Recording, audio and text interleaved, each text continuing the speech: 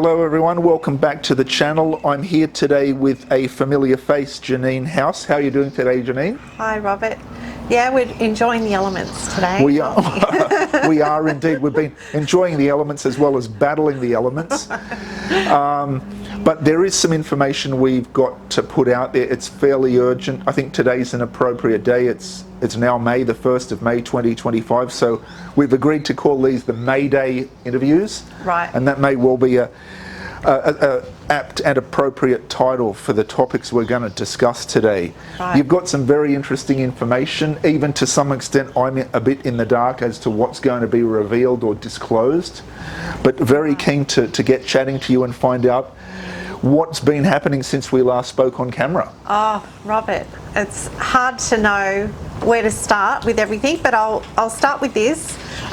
In about 3 days' time, we have an election in Australia. Yes, we do. That will be on Saturday, the 3rd of May. A very big deal. Yes. And there looks to be a bit of a swing towards the independents.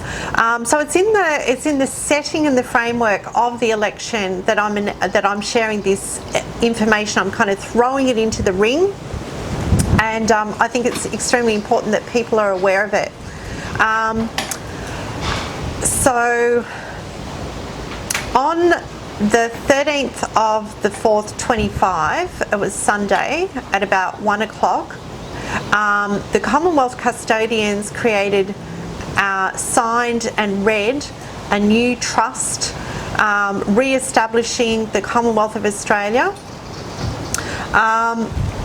It has been, they've had all of their state trustees who have signed this. Now, what does this mean, and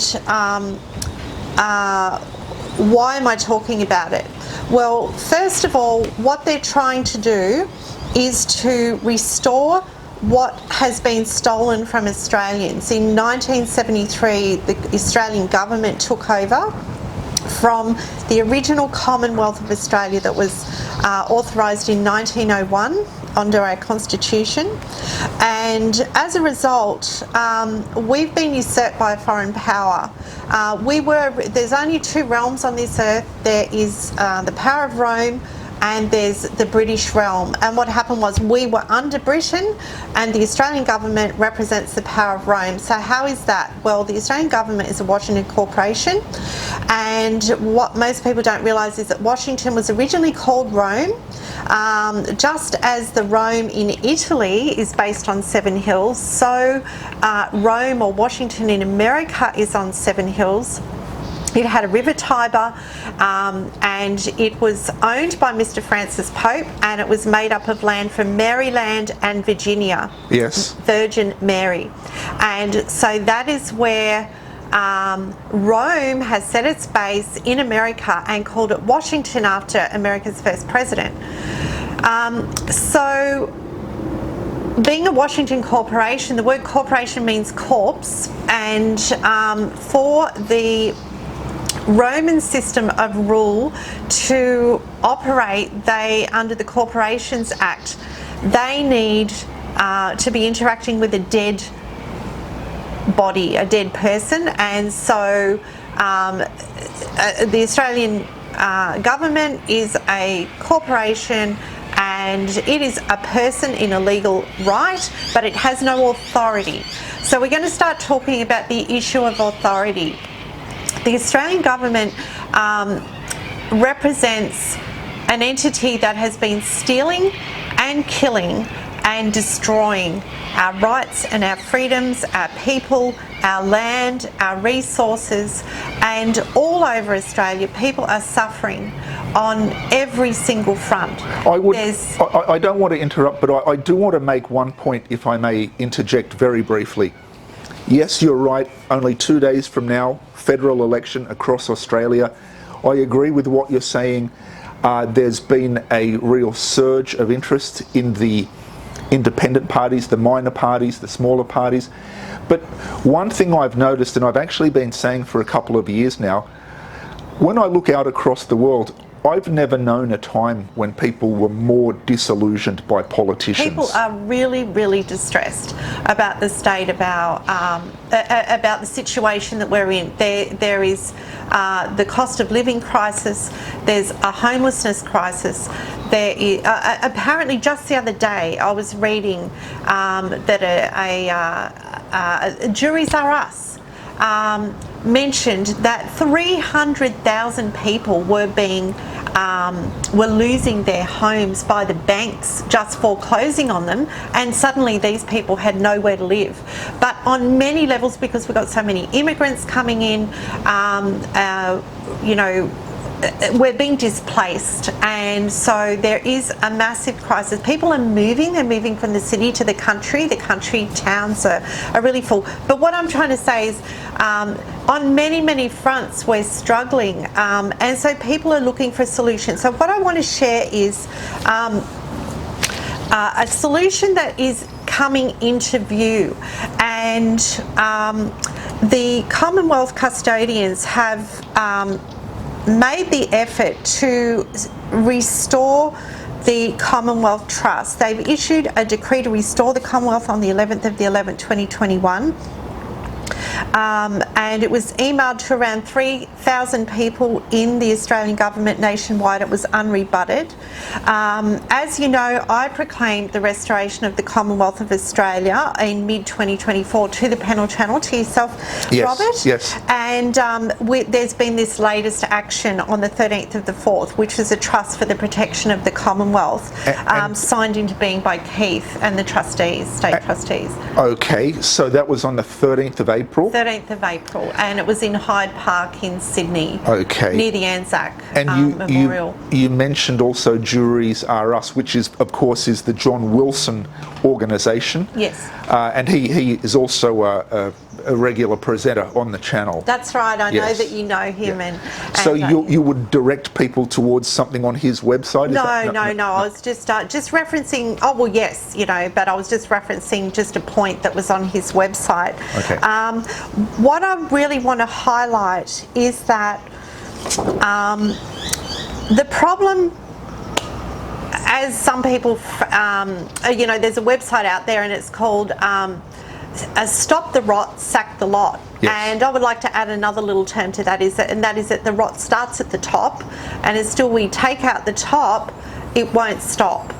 So the rot starts at the top, unfortunately, and this is why it has taken I'm not sure of where your listeners what their view is on Donald Trump and the work that he's been doing, but that has been a monumental effort by Trump and his team to put out the vision, to show what they're speaking out against, and to win the support of the people, to get the huge mandate that he got to swing things.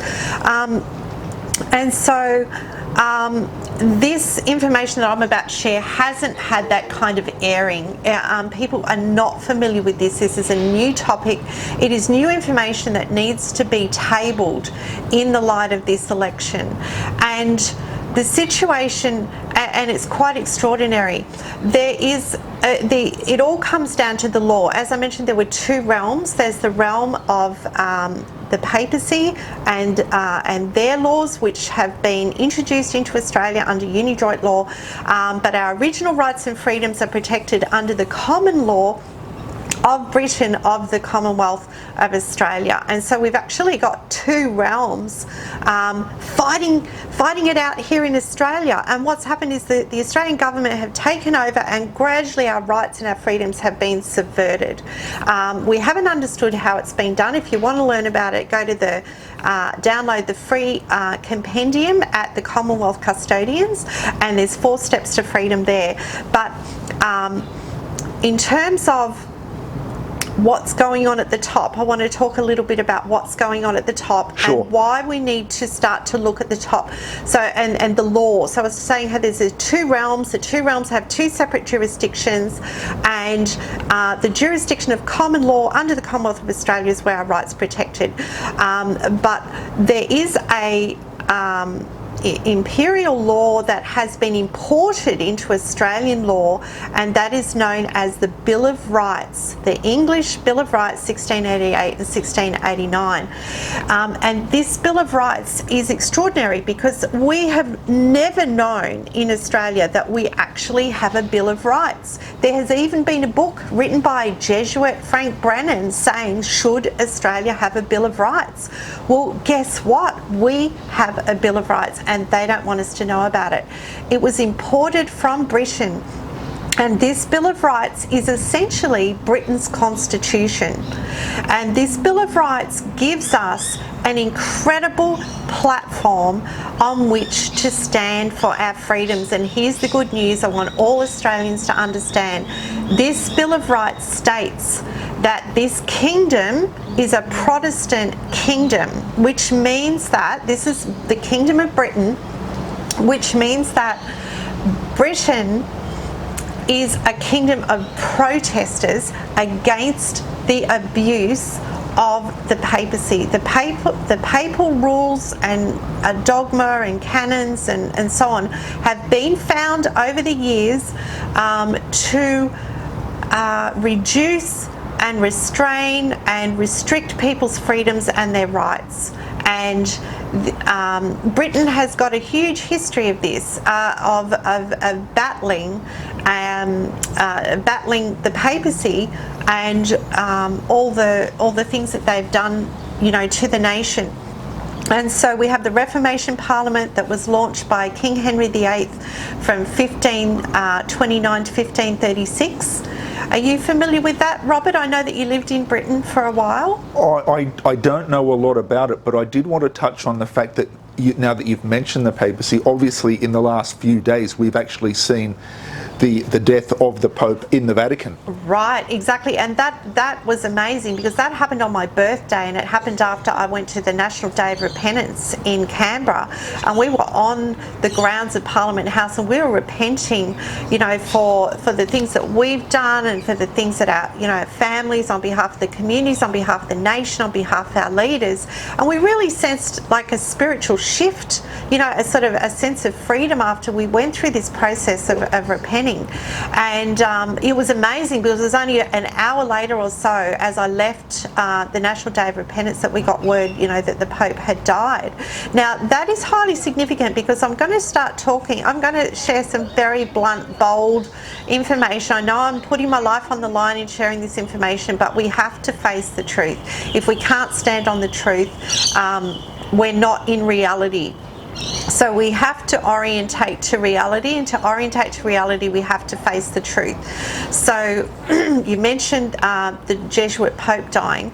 So the Jesuits are the military arm of Rome, and they have been thrown out of dozens and dozens of nations over the years for their very subversive activities, because their method of operation is to infiltrate and take over nations and organisations and religions, to infiltrate them like white ants and eat them all out from the inside, eat out all the principles and all the good stuff, and replace it with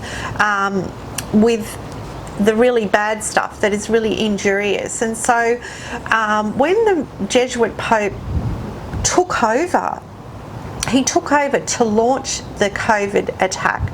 I can say that with absolute confidence now based on the research.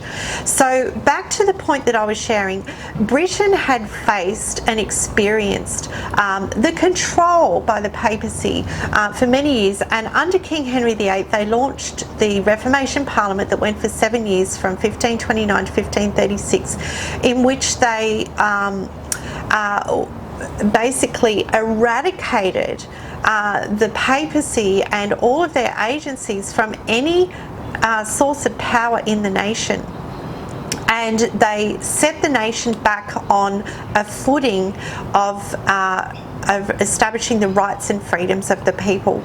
Now, the British Bill of Rights was introduced some years later, and again there was you know, an effort of a takeover by the papacy upon Britain, and the Prince and Princess of Orange came to the rescue. And the Bill of Rights 1688 came out of that. Now, I've just highlighted one point, that in the Bill of Rights, which is part of our law here in Australia, the kingdom is identified as being a Protestant kingdom. Now, on top of it being a Protestant kingdom, it says that no popish prince can rule over this kingdom. Now, I'm putting in my own language here, so I encourage you to have a read of it. I'm just trying to find the exact quote. And not only that, but the Parliament is to be made up of protesters as well. So let's take these basic concepts that are in the law, and this is one of the greatest laws, imperial laws that Britain has. As I said, it is the Constitution of Britain, and let's apply it to our current circumstance. We had people all over the world rise up and begin to protest against the measures that were introduced by COVID-19, the mandates, and the people were absolutely smashed. I know one man who was running a group here in Sydney, Robert, and he was leading the protest movement. He went along to a protest. He got smashed by the police. They arrested him. They beat him up. They smashed his shoulder, this area here, the clavicle area, I think it was. He was in extreme agony for a couple of days without any medical treatment, and he was an older man. He used to enjoy life. He had a great life, and this resulted in him losing his job. I believe he lost his home, he lost his health, and he committed suicide. He threw himself over a cliff. Is that the person, I don't want to go into too many details. I think I know who you're referring to, a chap who I met briefly when you were passing through Sydney. I met him on one occasion. Right, and we don't want to identify him or anything. Okay, sure thing, yes. But just to highlight, that people suffered when they protested. Now, here's the way it should be. Under the Bill of Rights, the king or the monarch is supposed to be the leader against the leader of the protest against the abuse from the papacy. That is the role and the work of the king. And if the king does not do that work, he has no right to the throne, according to the law of succession in the British Bill of Rights. Okay. So the king, therefore, is to supply, or the queen or the monarch is to supply their wealth, their influence, their control over the armed forces to support the protesters. This is what things should look like. The Parliament should be the gathering of the protesters. Yes. Because it says that the Parliament, only Protestants are allowed in the Parliament. There's another point that I'm going to share right here, and that is that subjects that are Protestants are allowed to have arms for their defence, because what had been happening was that the Catholics would arm themselves up, but they would disarm the Protestants, and they use that to enforce the lack of freedom of speech, and the law requires that freedom of speech and debates are not to be impeached or questioned in any court or place out of Parliament. In other words, our freedom of speech is protected. Now, you've worked in the press for a long time, Robert, I know. Yes. So you would be aware of the concerns that people have had in Australia regarding our lack of law for freedom of speech in Australia. But what I'm sharing here is that we have a law that we can stand on, and I want to share this exceptionally good news for everybody across the entire British Commonwealth. Canada have been under an absolute onslaught. So New Zealand, Australia, Melbourne, we have a British Bill of Rights that protects the protesters, and we can use it here in Australia.